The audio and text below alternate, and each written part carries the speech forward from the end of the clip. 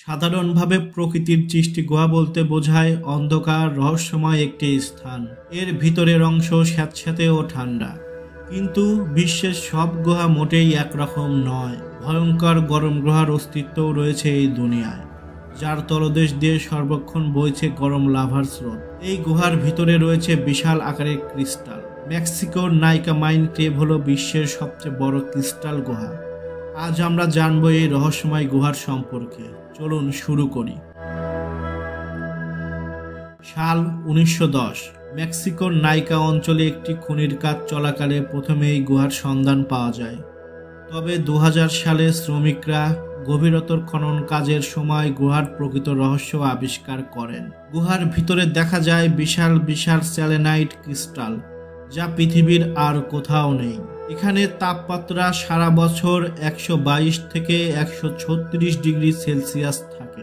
ফলে গুহাটির মেঝেতে পা রাখা রীতিমতো কঠিন হয়ে যায়। বিজ্ঞানীদের ধারণা এই গুহার মেঝের নিচ দিয়ে গরম লাভার স্রোত বয়ে যায়, যার ফলে গুহার মধ্যে আপেক্ষিক আর্দ্রতা অনেকটাই বেশি। সর্বক্ষণ তা 100% বেশি থাকে।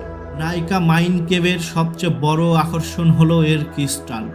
এখানে কিছু ক্রিস্টালের দৈর্ঘ্য 39 ফুট এবং ওজন 55 টনের বেশি।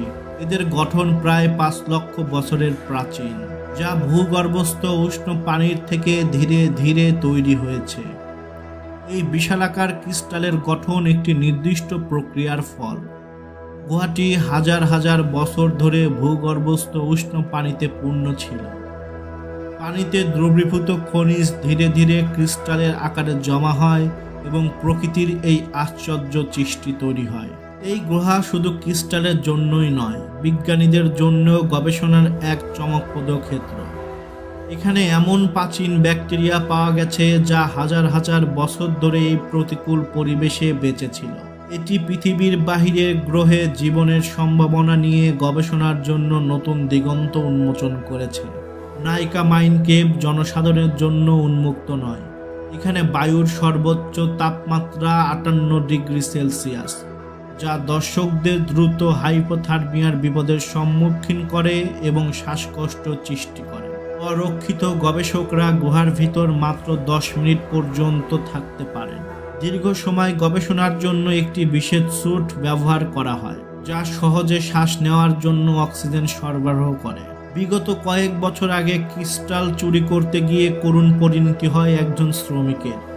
প্রশাসনের নজর এড়িয়ে গুহার ভিতর প্রবেশ করেন, কিন্তু তিনি শেষে করুণভাবে মৃত্যুবরণ করেন।